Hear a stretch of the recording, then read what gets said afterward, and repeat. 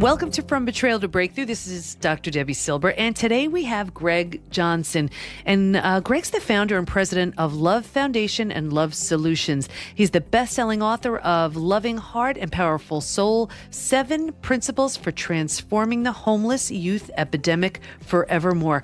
With 1,000 hours of service, Greg is a master group facilitator, leading powerful workshops and groups for Love Foundation youth, and conducting his unique style of teaching for Love Solutions. He's someone living completely on purpose, doing the work he's uniquely called to do. He holds group, individual sessions, and outpatient treatment programs for people struggling with drug and alcohol abuse. He understands firsthand and lovingly helps his clients break free from addiction while helping the families of those impacted by it too. You're going to love Greg, and I can't wait to introduce him to you. So I am so excited to have Greg Johnson with us today. We're going to be talking all about betrayal as it relates to addiction. Welcome, Greg. Excited to have you here. Good morning. Thanks so much for having me. I appreciate it. Sure. And, you know, when we spoke before, we'd spoken about, you're really coming at it from this very interesting angle as far as addiction. And I know you have some personal experience. Let's just start there. Yes, I would be definitely grateful to do that. I have firsthand experience with addiction. I am a sober specialist in Los Angeles. And as a young youth, I grew up in a family that was deep in addiction, unbeknownst to me. My father suffered from a drug addiction. My uncle as well was a raging alcoholic. We were very aware of my uncle's addiction because it was quite obvious, and we saw him drinking and knew that he was drunk. In high school, when my parents remarried, we lived with my father, and he had very erratic behavior. He would work on days on end, come home, crash, and burn and sleep for nearly 2 days. And he would wake up in just raging fits of anger and emotional content. And I always, as a young man, thought, what is going on with my father? And it took about 10 years to finally realize what was going on. And it only became clear to me and our family when he died of a methamphetamine drug overdose. And that was at the age of 25. And it became clear to us all these years that this is what he was suffering with. It was very traumatic. The betrayal, extremely deep. It was horrendous. And I want to talk about that. What aspect about it felt like a betrayal? The betrayal was such that it was like living with someone you didn't know, first of all, didn't know who he really was and what was going on with his life. And that the behavior was so out of integrity that he never did what he said he was going to do. And the treatment was so brutal. And the persons that are supposed to love one the most, they're the very person that's hurting the person the most. And that betrayal is just so deep. And it took a long time to process through that betrayal and the trauma of it. It just deep betrayal. Yeah. And how did it affect you? In what ways? Well, the effect was very deep. I did not know what my father went through. And in retrospect, I know that I wanted to go through what he went through, that I wanted to experience on a deep level, is subconsciously and unconsciously what he experienced. And I did, in fact, go down the path of experimenting with drugs to understand deeply what he went through. And ironically, that's actually what led to my own healing, that I had to go through that process and experience what he did in order to understand him so that I could get through the trauma and the betrayal that was caused by his behavior and his addiction. It's an interesting way to get to that understanding. So tell me about that. So you're saying that his addiction created sort of this need for you to understand and led to your experimentation. And then what'd you learn from that? What emerged from all of that experience? It gave me a firsthand experience of what he went through and to really be able to forgive him for his actions and not blame him, because the power of addiction is so life-taking, especially in his case, that it takes one's life and it destroys all relationships with the loved ones in the family. And initially, when I look at it at the surface as a young boy, it's like the judgment and the blame and the anger kick in immediately, right? These human emotions that we experience, that is the initial reaction to the life experience. And through going through my own experimentation firsthand, it allowed me to not just have compassion, but to truly have empathy and understand the power of addiction. That when one is in the throes of addiction, there is no choice. They do not have the power to stop and make positive choices, powerful choices for their lives and for their family, that they are absolutely powerless.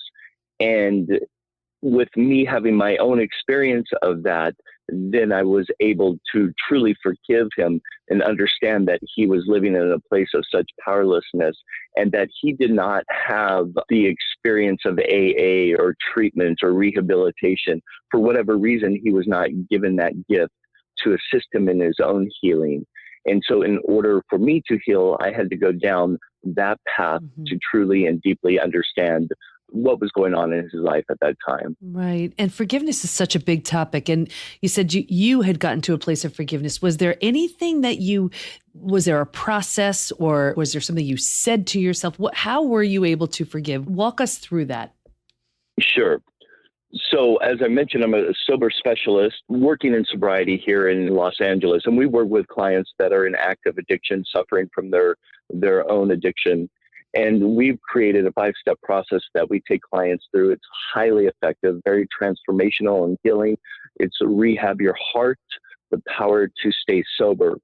And so what we do, we take these clients through this process, and it's all about healing the heart and connecting to their heart and soul to find the wisdom that they know to be true for their own lives. And what happens is addicts get disconnected from their own truth, their own knowing, their own dreams, their own purpose, their own passion, that all of that is stripped from them.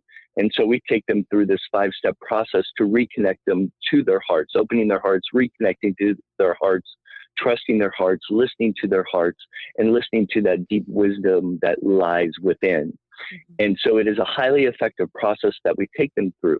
Now, what happens is the addicts will go back into their environments, the old environments, with family, with friends, with intimate loved ones.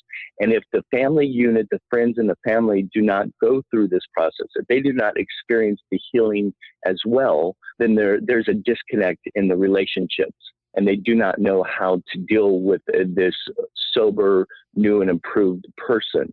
So it is imperative that everyone involved with this person that was once suffering with addiction as well have a taste of this healing, right? That they go into this process as well, and we lead them into it and take them through it so that they experience their own healing.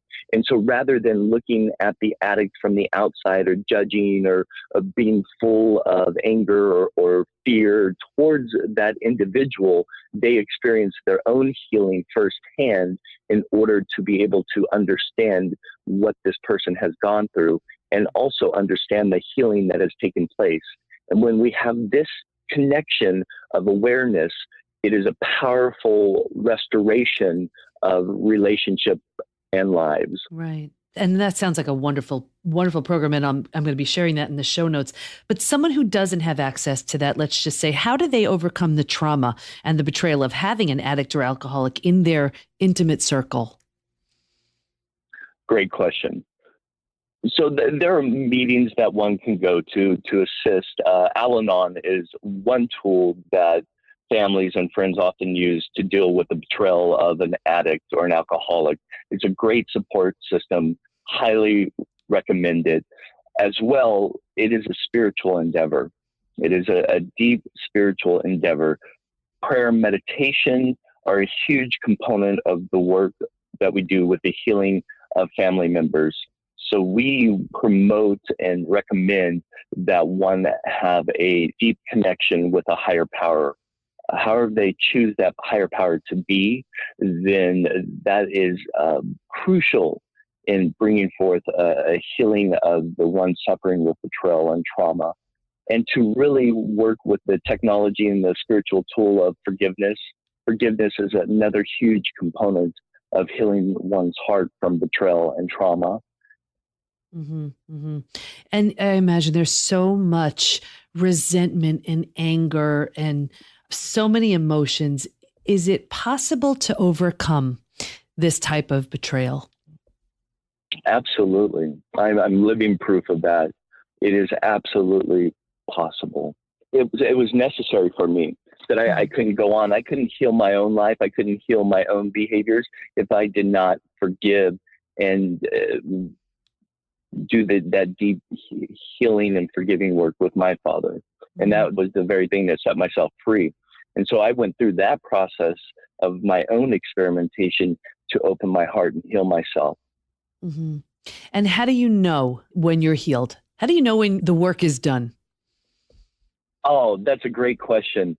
It is a feeling tone. It is a vibration. It is a joy. It is a love. It is a peace, a clarity. I had a dream years back, and my father came to me in my dream, and there were two doors across this beautiful field of flowers, huge, beautiful green field with blooming flowers. And the doors opened, and we walked towards each other. And there was this embrace like no other time in this dream between me and my father.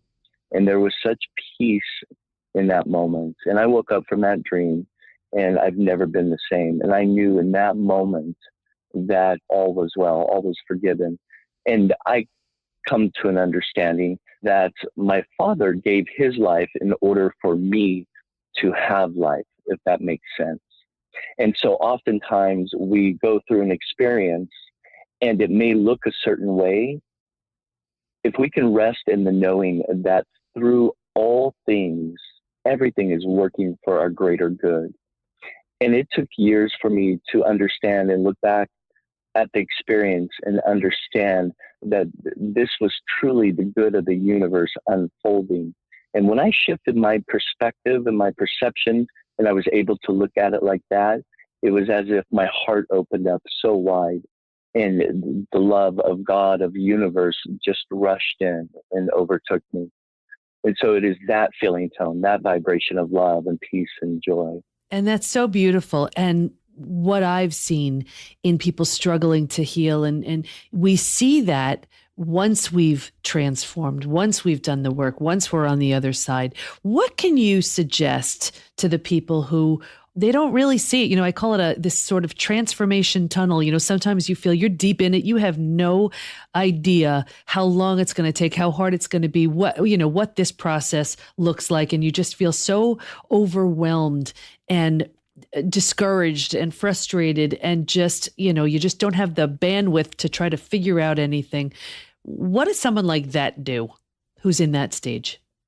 Yes, I believe you touched on it, that we must experience whatever we need to experience, meaning whatever emotions that we are feeling, to feel them, to sit with them, to be with them. Do not run from them. Do not stuff them, but to walk through those emotions. And they are our greatest teacher.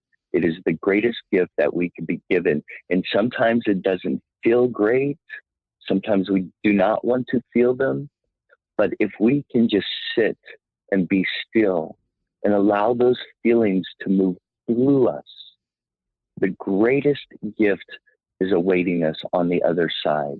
And that's why the importance of the spiritual practice of prayer and meditation, because it is the very thing that allows us to feel the emotion without being attached to the emotion.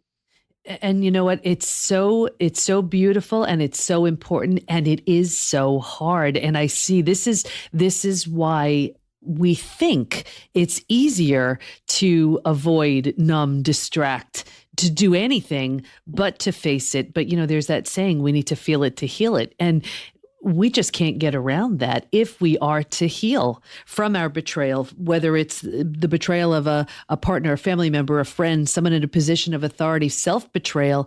It really seems like you just can't avoid it. If you want to heal it, you need to go through it, and there's just no way around it. Yes. And the great news is we do not have to do that alone.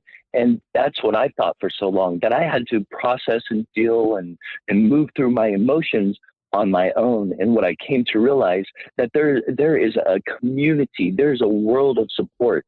So know that one is not alone. You are not alone. You do not have to go through these emotions by yourself. As we mentioned, there's Al-Anon, these groups that you can attend. There's professionals that can help you move through these emotions so that you do not get stuck in them, that you do not come to believe that these emotions are who you are. It's just an experience. They're moving through. And so you do not have to do it alone. There's so much help out there for one that is suffering with this type of life experience. And Greg, I love that you said that, because it's usually when there is some sort of struggle around addiction or betrayal. This is where there's so much shame, and we're afraid we'll be judged or pitied or criticized or whatever. And this is where we don't look for the support, but this is actually where we need it the most. It took me a long time to realize that, growing up in our society as a man, and especially for men, we're taught not to feel your emotion. Don't cry. That is not true. And it took me many years to understand that I had help there to assist me through these emotions and to heal from this experience. And once I did that, once I had that realization, that awareness, it was like the floodgate of heaven opened up, if you will, that help came from everywhere. Angels on this earth came up to me. I didn't even have to look for it. They started to come to me because I was open to it. I said, yes, I need help. And the floodgate opened up. And that's when my life transformed. And I was able to heal, forgive, and move to a place of absolute peace, joy, and love with this horrific life experience. And do you remember what the experience was that had you finally say, I just can't do this alone, I need help? The pain and suffering. Enough was enough. And sometimes Reverend Michael Beckwith here in Los Angeles, he has a saying: we're either pushed by pain or we're pulled by a vision. Pushed by pain or pulled by a vision. And that's what happened to me. The pain was so unbearable. I could not go on any longer. And at that point, that's when I made a choice to say, yes, I need help with this. I cannot do this by myself. And in that moment, that shift of perspective and perception, and the vision began to pull me. The vision for my life began to pull me into a greater way of being. And you know what I love? First of all, Michael Beckwith, I just love everything about what he teaches, what he shares. But what I love about what you're saying is, it seems so frightening, but when we hear it over and over again, it really does seem like, and I know in my own personal experiences too, we need to get to that place where we feel, of course, we're never broken. We feel broken. We're bent, but we need to get to that place where we just, whether it's the dark night of the soul, that place where we just feel we're done. And it's in that moment. That's where we surrender. We let go of the reins. We release, we let go, and then I guess we trust in someone, something bigger than us. And that's where the miracle happens. Yes, so beautiful. That trust, that faith, the faith of a mustard seed. The clients that we work with that come in that are full of despair, that are hopeless, that are faithless, and we grow that faith within them so that they're able to trust and deepen the opening for the healing to take place. And that's all we need, really, the faith of a mustard seed, just a tiny, tiny bit of faith and belief and knowing that healing is possible for my life, that this will not dictate who I am and it will not define the rest of my life, that it is simply a moment of time in our lives. And it is our greatest teacher to teach us, and we grow into our greatest yet to be. Yeah.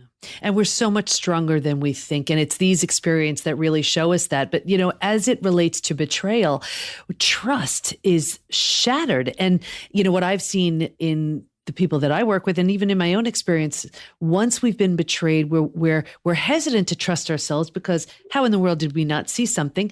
Of course, we don't trust our betrayer, but at least we can reason, well, you know what? I can trust in something bigger than me. And that's a wonderful place to start. It absolutely is. And when we have that trust, then we can trust in the healing process. And so this is about building trust from the inside out. And that's the work that we do, opening our heart and connecting to our hearts. And within our hearts, we find a deep trust from within. And to believe in our own healing that it's possible, then we begin to trust ourselves. And then we begin to trust others again. Anything you want to make sure we cover before we wrap up?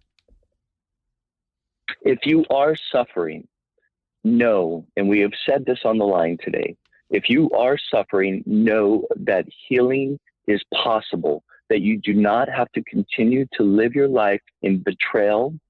There is help out there. You do not have to do this alone. You are powerful. You are resilient. And healing is yours to have. Greg, that's wonderful. I want to thank you so much for sharing your message. How can we learn more about you? You can visit my website, Love Solutions, LOVESOULUTIONS.org. Contact us there. All the information is on our website. Wonderful. And we're going to have everything in the show notes. Greg, I want to thank you so much for sharing your wisdom with us and the power and the potential that happens when we're willing to heal. Thank you so much. Thank you so much for having us today. Appreciate you and all the great work that you are up to in the world. Thank you. I want to thank Greg so much for being a guest on the show. Greg's been kind enough to give you all a gift. Strengthen your heart to strengthen your breakthrough from addiction, which can be found over at lovesolutions.org/contact. And we'll have all of Greg's information in the show notes at pbtinstitute.com/podcast so you can stay in touch with him. Here's my biggest takeaway. Addiction can feel like a two-sided betrayal. To the family of the person abusing drugs or alcohol, they can feel betrayed because they thought they would have a certain level of love, caring, commitment, and they didn't get that. For the person struggling with addiction, it can feel like they're betraying themselves as they break a promise to quit, change their behavior, and more. Here's a gift from me. Go over to pbtinstitute.com to receive How Your Biggest Crisis Reveals Your Greatest Gift, and let us support you. Go to Facebook and join our group, Women Hacking Betrayal, where we give information, tools, and support to help you move forward and heal once and for all.